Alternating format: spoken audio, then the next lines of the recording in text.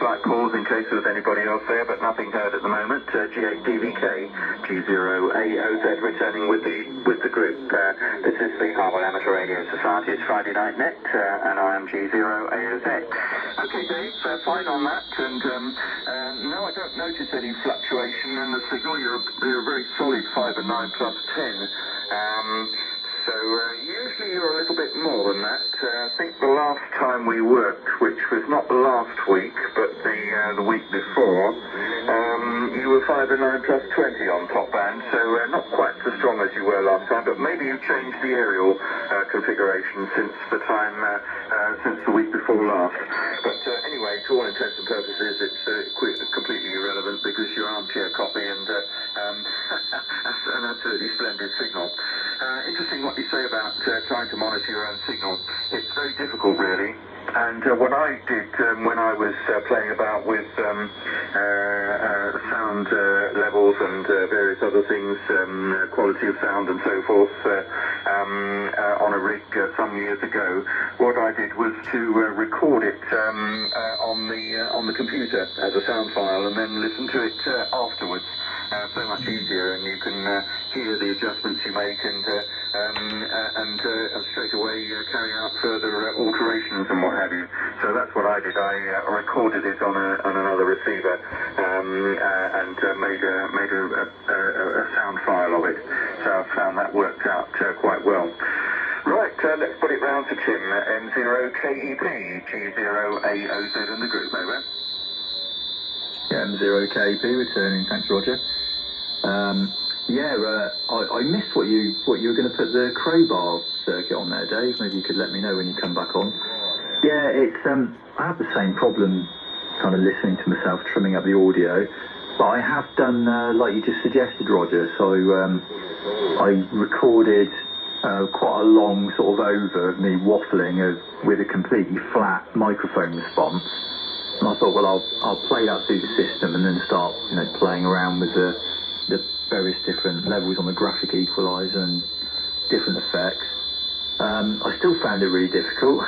I don't know, it was driving me mad. I've actually stopped messing around with it now for a long time. So I don't know what this is sounding like at the moment. I have got a little bit of compression on, which it sounds like you haven't, Dave, or if you have, you've only got a little bit on, because it is really clean. It's a lovely crisp sound. But yeah, I don't know, it's a really difficult thing. I haven't got a good ear for it. I'm sure some people are really good. A chap on 80 meters was helping me out quite a lot. I haven't spoken to them for a long time, but I had kind of a few days over a couple of weeks talking to some of the guys doing what they call ESSB, Enhanced SSB on 80 meters, running sort of 8 kilohertz bandwidth, which does sound quite good. But it's really odd how the ear works, because depending on what bandwidth you're running, you kind of need to change the profile of the lower end. So if you're at 8 kilohertz and you get it sounding nice, when you lower the bandwidth to 3 kilohertz, you need a different profile somehow. It's I don't know, it wasn't what I was expecting anyway, but this chap was absolutely right. When you keep listening to it back, it changes a lot, so quite fascinating. Jeff sends his apologies. Mike 0 Uniform Hotel Foxtrot is listening to us now. I think he's got you 20 over, Roger. I'm not sure about Dave, unless he was talking about Dave 20 over. And hopefully he'll be able to catch us on 80 meters. He's been changing his antennas around, so I'm guessing he can't load his antenna up on 160 tonight. Back to you, Roger. G0AOZ in the group, M0KEP. Yes, okay, Tim, M0KEP, G0AOZ returning with the group. Okay, good evening to Jeff for his monitoring.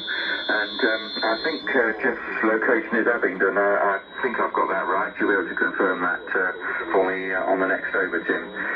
Yes, I can understand that it would vary considerably when you start altering bandwidths and so forth. I'm not sure which part of the band they're doing this in, but some bands, of course, it probably may not be a very good idea to take up too much bandwidth. I'm not sure, but you might get sort of people making adverse comments. So if if you start using up too much bandwidth, but depends when they're doing it, I guess. But on a very busy band, you know, it probably may be frowned on to start using up vast quantities of the bandwidth in order to experiment with it. But there we are. Anyway, hopefully I won't have that problem, and I must admit I don't play around with the audio on this rig very much. In fact, it's got a slight problem again. It keeps losing its settings when I switch it off, which I'm sure is down to the internal battery. It's usually a sign that the internal battery has failed when the rig comes on, when you switch the power supply on. Shouldn't do that, and it doesn't retain its settings, of course. So I'll have to take that apart over the weekend and pop a new battery, and I've got another one here, so got one handy. It's just a question of undoing hundreds of screws to take the case apart. I seem to have a large number of screws, this particular rig, for some reason, although it's relatively small in size, the TS570.